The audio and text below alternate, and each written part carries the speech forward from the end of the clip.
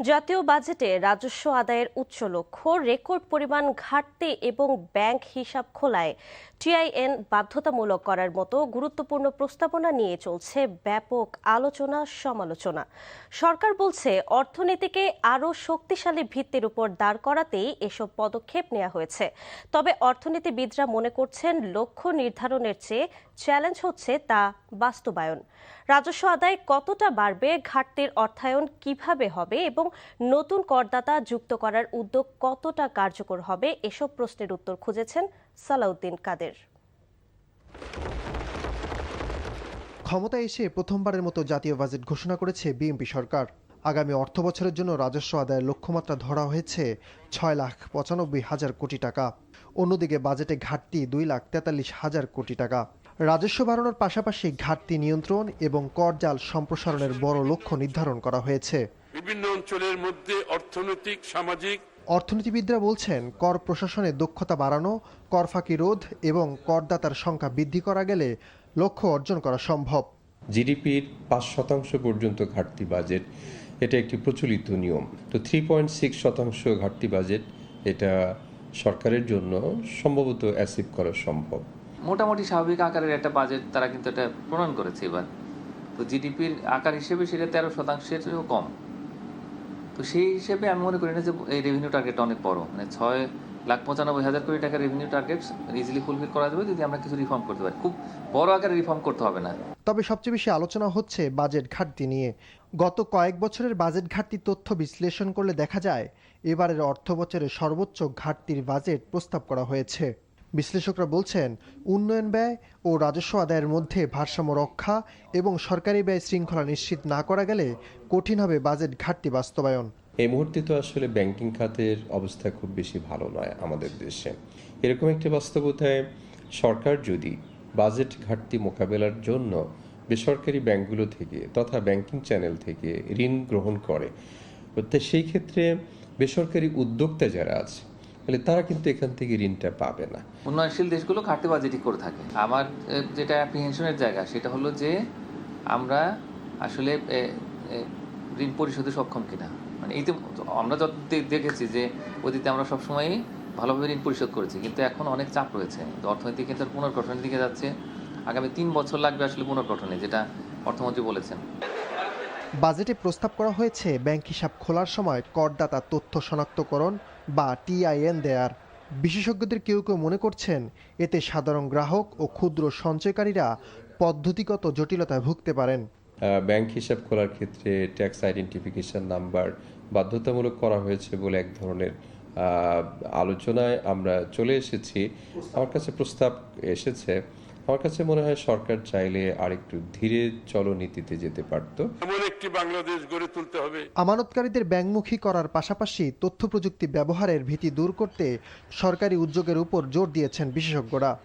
অর্থনীতিবিদরা বলছেন নতুন সরকারের বাজেটের সফলতা নির্ভর করছে বাস্তবায়ন সক্ষমতা, প্রশাসনিক দক্ষতা এবং সামগ্রিক অর্থনৈতিক পরিস্থিতির উপর। আর বাস্তব চিত্র স্পষ্ট হবে আগামী বছরের বাস্তবায়ন অগ্রগতিতে। সালাউদ্দিন কাদের, এনটিভি নিউজ, ঢাকা। পিছিয়ে থেকে গোল করে ম্যাচে ফিরলেও ব্রাজিলের খেলায় হতাশ সমর্থকরা। চোট কাটিয়ে দ্রুত মাঠে ফিরবে নেইমার, এটাই ভক্তদের প্রত্যাশা। এদিকে এবারের বিশ্বকাপ শেষ পর্যন্ত মাতিয়ে রাখবে বলছে গত আসরের সেমিফাইনালিস্ট মরক্কোর সমর্থকরা। যুক্তরাষ্ট্র থেকে আরও জানাচ্ছেন কুশল ইয়াসির। নিউ জার্সির মেট লাইফে ৮৮,০০০ দর্শকের মধ্যে সিংহভাগই ছিল ব্রাজিলের। মরক্কানরা অবশ্য ভালো খেলার ফল পেয়েছে। সব মিলিয়ে সন্তুষ্ট আফ্রিকান চ্যাম্পিয়নদের সমর্থকরা। আজকের খেলাটা ভালো ছিল। ফার্স্টের দিকে ব্রাজিল এত ভালো খেলতে পারে নাই, বাট 20 মিনিটস পরে অনেক ভালো খেলছে। সো নেক্সট টাইম যখন নেইমার জয়েন করবে ইনশাআল্লাহ আমরা আরো ভালো করব। Experience was great. I'm happy about the score. অন্যদিকে ব্রাজিলের সমর্থকদের বিষয়টি ভিন্ন। প্রিয় দলের খেলা দেখে হতাশা প্রকাশ করেছে তারা। ইনশাআল্লাহ নেইমার নেক্সট গেমে খেলবে, আমরা জিতবো নেক্সট গেমে ইনশাআল্লাহ। 0-4-0 ব্রাজিল স্কোয়াশিয়া 5-0 দ্যাটস ইট। চাচ্ছিলাম যে জয় নিয়ে ঘরে ফিরতে, বাট এনিওয়ে ড্র হয়ে গেল। বাট আমরা অনেক এনজয় করেছি পুরো ম্যাচটা। তাদের আশা দলটির সবচেয়ে বড় তারকা নেইমার আগামী ম্যাচে মাঠে ফিরবে। নেইমার তো অবশ্যই, নেইমারকে আমরা অনেক মিস করেছি। নেইমার থাকলে এই ম্যাচটা আমার মনে হয় ব্রাজিল জিতে যাইতো। Very nice experience. I loved it. I love the game. 1-1, but okay. Brazil. Let's go Brazil. চিরচেনা ব্রাজিল স্বরূপে ফিরবে এমনটাই প্রত্যাশা সমর্থকদের। গ্যালারি জুড়ে হলুদ জার্সির দাপট থাকলেও মাঠে কিন্তু লাল জার্সিধারীরা একটি চমৎকার ম্যাচ উপহার দিয়েছে। সব মিলিয়ে এক হাড্ডাহাড্ডি লড়াই দেখলো ফুটবল বিশ্ব। পাশাপাশি নেইমারের হাত ধরে আগামী ম্যাচে ঘুরে দাঁড়াতে চায় ব্রাজিলের সমর্থকরা। Kushali Asir, NTV news, MetLife stadium, New Jersey, USA. মিরপুরের শিশু রামিসা ধর্ষণ ও হত্যা মামলার আসামিদের ফাঁসির রায়ের বিরুদ্ধে দায়ের করা আপিল গ্রহণ করেছে হাইকোর্ট। রাষ্ট্রের প্রধান আইন কর্মকর্তা attorney general barrister Ruhul Quddus Kajal আসামিদের আপিলের বিষয়টি উত্থাপন করলে আপিল শুনানির জন্য গ্রহণ করেন আদালত। পরে অ্যাটর্নি জেনারেল ব্রিফিংয়ে জানান, নারী ও শিশু নির্যাতন দমন আইনের মামলার ডেথ রেফারেন্স ও জেল আপিলের শুনানিতে রাষ্ট্রপক্ষ কোনো সময় নেবে না, নিয়মিত শুনানি করবে। একই সঙ্গে শিশু রামিসা ধর্ষণ ও হত্যা মামলার আপিলের পেপার বুক দ্রুত প্রস্তুত করার কথাও জানান রাষ্ট্রের প্রধান এই আইন কর্মকর্তা। এ সময় অ্যাটর্নি জেনারেল বলেন, রামিসা হত্যা মামলায় মৃত্যুদণ্ডপ্রাপ্ত আসামি সোহেল রানা জেল আপিলে হত্যার ঘটনা স্বীকার করে হাইকোর্টের কাছে ক্ষমা চেয়েছেন। নিজেকে মাদকাসক্ত দাবি করে অসতর্ক অবস্থায় তার দ্বারা এই অপরাধ সংঘটিত হয়েছে। আর স্বপ্না আপিলে নিজেকে নির্দোষ দাবি করেছে।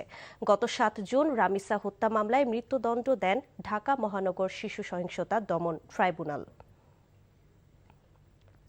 মিডিয়া হাউস নেই, বাণিজ্যে পরিণত হয়েছে বলে মন্তব্য করেছেন স্থানীয় সরকার মন্ত্রী ও বিএনপির মহাসচিব মির্জা ফখরুল ইসলাম আলমগীর।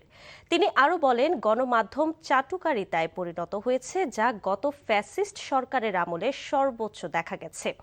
সকালে জাতীয় প্রেসক্লাব আয়োজিত শহীদ রাষ্ট্রপতি জিয়াউর রহমানের শাহাদাত বার্ষিকী উপলক্ষে আলোকচিত্র প্রদর্শনী ও আলোচনা সভায় অংশ নিয়ে তিনি এসব কথা বলেন। মিডিয়া তো মিডিয়া নাই এখন, একটা বিজনেস হাউসের প্রতিনিধি হয়ে গেছে। যে কথাটা বলছিলেন চাটুকারিতা কাকে বলে এখন মিডিয়াতেই দেখা যায়। কিছু মনে করবেন না, we have seen it in the last regime কিভাবে চাটুকারিতা হয়েছে। আমি আশা করব যে এখন আপনারা সেখান থেকে বেরিয়ে এসছেন, লড়াই করেছেন, যুদ্ধ করেছেন এর বিরুদ্ধে। নিঃসন্দেহে আপনারা ভালোভাবে কাজে লাগান। আমরা আপনাদের সঙ্গে আছি, আগেও ছিলাম, এখনও আছি। রাস্তায় যেমন একসাথে দাঁড়িয়ে মিছিল করেছি, এখনও দরকার হলে প্রয়োজনে আমরা এই ব্যাপারে আপনাদেরকে সর্বোচ্চ সহযোগিতা প্রদান করব।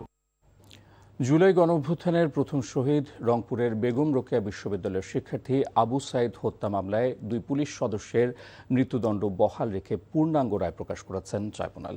সকালে আন্তর্জাতিক অপরাধ ট্রাইব্যুনাল এই রায় প্রকাশ করেন। মৃত্যুদণ্ড পাওয়া 2 আসামি হলেন পুলিশের এএসআই আমির হোসেন এবং কনস্টেবল সুজন চন্দ্র রায়। রায়ে বাকি আসামিদের যাবজ্জীবন সহ বিভিন্ন মেয়াদে সশ্রম ও বিনাশ্রম কারাদণ্ড দেওয়া হয়। 2024 সালের 16 জুলাই রংপুরে পুলিশের গুলিতে নিহত হন বেগম রোকেয়া বিশ্ববিদ্যালয়ের ইংরেজি বিভাগের শিক্ষার্থী আবু সাইদ।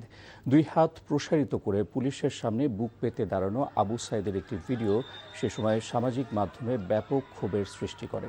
এই ঘটনার 20 দিন পর পতন হয় ফ্যাসিস্ট শেখ হাসিনার। গত 9 এপ্রিল আন্তর্জাতিক অপরাধ ট্রাইব্যুনাল 2 এ রায় ঘোষণা করেন। ঐকমত্য কমিশনে বিএনপির দেয়া নোট অব ডিসেন্ট গণভোটের মাধ্যমে খারিজ হয়ে গেছে বলে মন্তব্য করেছেন জামাত ইসলামের সেক্রেটারি জেনারেল মিয়া গোলাম পরওয়ার। জাতীয় প্রেসক্লাবে সংস্কার, একটি জনমুখী ও সংস্কারমূলক রোডম্যাপ শীর্ষক সেমিনারে তিনি কথা বলেন। জামাতের সেক্রেটারি জেনারেল বলেন, ঐকমত্য কমিশনের সংস্কার প্রক্রিয়ার সঙ্গে সম্পৃক্ত থাকার পরও বিএনপির সংস্কার বিরোধী অবস্থান জাতির জন্য দুর্ভাগ্যজনক। তিনি আরও বলেন, জুলাই সনদ ও গণভোটকে আলাদা করে দেখানোর মাধ্যমে জাতিকে বিভ্রান্ত করার চেষ্টা করা হচ্ছে। এ সময় গণভোটের রায় অক্ষরে অক্ষরে মেনে চলার আহ্বান জানিয়ে মিয়া গোলাম পরওয়ার সংস্কারের মাধ্যমে গণমাধ্যমের স্বাধীনতা নিশ্চিতের দাবি জানান। দুর্ভাগ্য হলো নির্বাচনের পরে মেজরিটির ক্ষমতার জোরে এই সমস্ত সংস্কার প্রক্রিয়া এবং হাতে তারা ভোট দিলেন, 70% ভোট দিলেন, সব ভুলে গিয়ে 180% ইউটার্ন নিয়ে বললেন যে এগুলো আমরা মানি না, এটা সংবিধানে নাই, রাষ্ট্রপতির এই আদেশের কোনো ইখতিয়ার নাই, পার্লামেন্টে বলতেছেন স্বরাষ্ট্রমন্ত্রী। এই জন্য আমরা দিয়েছিলাম যে যদি আপাতত মত না দিতে নির্বাচনই হয় কিনা, তাই ভেতরে অনেক কথা ছিল, বলিনি, আমরা সব মিনিটে সই করছি যে ইলেকশনটা হোক, তাহলে সংস্কারের লক্ষ্য তাদের কিন্তু ছিল না। সারা দেশে শুধু নারীদের জন্য ১,৫০০ শয্যার ২টি বিশেষায়িত হাসপাতাল করা হবে বলে জানিয়েছেন স্বাস্থ্যমন্ত্রী সরদার মোহাম্মদ সাখাওয়াত হোসেন। ১ জুলাইয়ের পর থেকে স্বাস্থ্য খাতে কিছু বৈপ্লবিক পরিবর্তন দেখা যাবে বলে আশা প্রকাশ করেন তিনি। দুপুরে নারায়ণগঞ্জ জেনারেল হাসপাতালের অডিটোরিয়ামে নারায়ণগঞ্জ সহ 10টি জেলায় আইসিইউ ইউনিটের উদ্বোধন অনুষ্ঠানে তিনি এসব কথা বলেন। পরে তিনি হাসপাতালের কিচেন এবং চারপাশের চরম অব্যবস্থাপনা ও নোংরা পরিবেশ দেখে সিভিল সার্জনের উপর তীব্র ক্ষোভ প্রকাশ করেন। সামনে ডেঙ্গুর প্রকোপ বাড়ার আশঙ্কা প্রকাশ করে মন্ত্রী শহরের পরিষ্কার পরিচ্ছন্নতার দিকে প্রশাসককে কঠোর নজর দেওয়ার নির্দেশ দেন।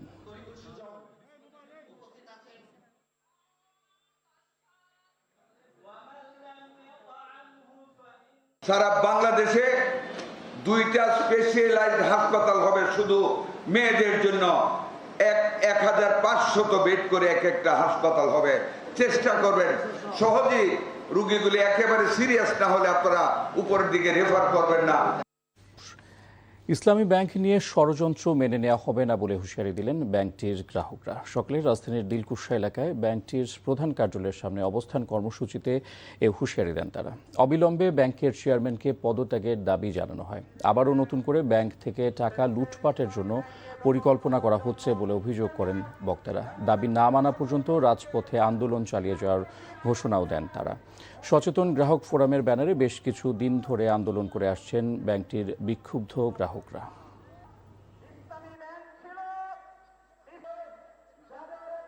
মানহানির মামলায় কুষ্টিয়া ৩ আসনের জামায়াতে ইসলামীর সংসদ সদস্য ও ইসলামী বক্তা মুফতি আমির হামজাকে স্থায়ী জামিন দিয়েছেন আদালত। দুপুরে সিরাজগঞ্জের চৌহালি আমলি আদালতে হাজির হয়ে আইনজীবীদের মাধ্যমে জামিন আবেদন করেন মুফতি আমির হামজা। শুনানি শেষে আমির হামজার স্থায়ী জামিন আবেদন মঞ্জুর করেন বিচারক সুমন কুমার। এর আগে গত ২৭ এপ্রিল এই মামলায় হাইকোর্ট থেকে আগাম জামিন নেন তিনি।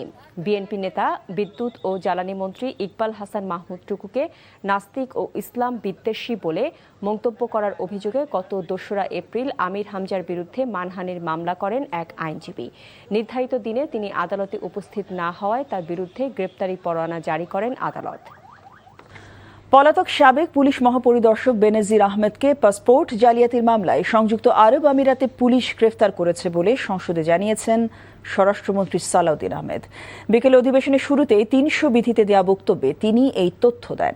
বেনজিরের বিরুদ্ধে গুম, দমনপীড়ন, অর্থ আত্মসাৎ সহ অসংখ্য অভিযোগ রয়েছে। নিয়ামুল আজিজ সাদেকের রিপোর্ট। এই যে ১,০০০-২,১ লোক টোকায় নিয়ে আসবো, আমরা বাড়িতে বাড়ি থেকে টোকায় নিয়ে আসবো, মাটির তলে ঢুকলে সেখান থেকে বের করে নিয়ে আসবো। এই মাসের ১২ তারিখে সংযুক্ত আরব আমিরাতের স্বরাষ্ট্র মন্ত্রণালয়ের director general of federal criminal police NCB Abu Dhabi থেকে মেইলের মাধ্যমে সরকারকে জানায় দুর্নীতির একটি মামলায় সাবেক পুলিশ মহাপরিদর্শক বেনজির আহমেদকে গ্রেফতার করা হয়েছে। বর্তমানে তিনি সেখানে আছেন। এনসিবি আবুধাবি এ তথ্য জানিয়ে সংসদের স্বরাষ্ট্রমন্ত্রী বলেন, খুব দ্রুত বেনজিরকে দেশে ফিরিয়ে আনার প্রক্রিয়া শুরু হয়েছে। বেনজির আহমেদের বিরুদ্ধে দণ্ডবিধির 420, 467, 468, 471 এবং বাংলাদেশ পাসপোর্ট অর্ডার 1973 11 ধারার মানে সেকশন 11 মামলা বিচারাধীন রয়েছে। প্রত্যার্পণের জন্য প্রয়োজনীয় মামলা, গ্রেফতারি পরোয়ানা ও তদন্ত সংক্রান্ত দলিলাদি প্রস্তুত, স্বরাষ্ট্র মন্ত্রণালয় কর্তৃক এক্সট্রাডিশন প্রপোজাল প্রস্তুত ও অনুমোদন এবং পররাষ্ট্র মন্ত্রণালয়ের মাধ্যমে ইউএই কর্তৃপক্ষের নিকট কূটনৈতিক চ্যানেলে আনুষ্ঠানিক এক্সট্রাডিশন রিকোয়েস্ট প্রেরণ করে এনসিবি আবুধাবির সাথে সমন্বয়পূর্বক অতি দ্রুতই তাকে বাংলাদেশে নিয়ে আসা হবে। বেনজির ২০২০ থেকে ২০২২ সাল পর্যন্ত পুলিশের সর্বোচ্চ পদ পুলিশ মহাপরিদর্শকের দায়িত্ব পালন করেন। এ সময় বিরোধী মত দমনের নামে নির্বিচারে গ্রেফতার, অত্যাচার, জমি দখলের অভিযোগ আছে। বিএনপি সহ বিরোধী রাজনৈতিক দলের অফিস দখল করে বোমা পাওয়ার নাটক মঞ্চস্থ করা ছিল তার নিত্য নৈমিত্তিক কাণ্ড। আর র্যাবের মহাপরিচালক থাকার সময় বিচার বহির্ভূত হত্যাকাণ্ড সহ অসংখ্য অপরাধে তার সম্পৃক্ততার অভিযোগে সে সময় র্যাবের উপর নিষেধাজ্ঞা দেয় যুক্তরাষ্ট্র। ডিএমপি কমিশনার থাকার সময় শাপলা চত্বরে হেফাজতের সমাবেশে গণহত্যার নেতৃত্ব দেন বলে অভিযোগ তার বিরুদ্ধে। আইনশৃঙ্খলা বাহিনীর শীর্ষ পদে থাকার সুযোগে অবৈধভাবে শত কোটি টাকার মালিক বনে যান তিনি। সাধারণ মানুষের জমি দখল করে রিসোর্ট তৈরি, ব্যাংক ব্যালেন্স আর বিপুল অঙ্কের অর্থ বিদেশে পাচার করার অকাট্য তথ্য প্রমাণ পায় দুর্নীতি দমন কমিশন। দেশে বিচারের মুখোমুখি হওয়া থেকে নিজেকে আড়াল করতে 2024 সালে বেনজির আহমেদ দেশ ছেড়ে পালিয়ে যান। Niamul Aziz Sadek, NTV news, Dhaka.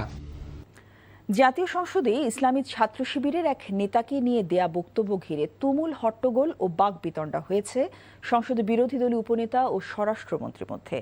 এছাড়া জামায়াত ইসলামীর নারী সদস্যদের পোশাক নিয়ে মন্তব্য করে তীব্র সমালোচনার মুখে পড়েছেন কুমিল্লা 6 আসনে সরকার দলীয় সদস্য মনিরুল হক। সংসদের কার্যক্রম নিয়ে আরও জানাচ্ছেন নিয়ামুল আজিজ সাদেক। সম্প্রতি কুমিল্লা থেকে নিখোঁজ ছাত্র শিবিরের নেতা আন্তর্জাতিক সম্পাদক জিশান মিয়া প্রধানের নিখোঁজ নিয়ে বক্তব্য দেন স্বরাষ্ট্রমন্ত্রী সালাউদ্দিন আহমেদ। জিশান মিয়া প্রধান তার পূর্ব পরিচিত ও ঘনিষ্ঠ জনক সিকান্দর আলীর ওষুধের দোকান হতে বাচ্চা নষ্ট করার, ভ্রূণ নষ্ট করার ট্যাবলেট ক্রয় করে ভিকটিম মেয়েটিকে খাওয়ায়।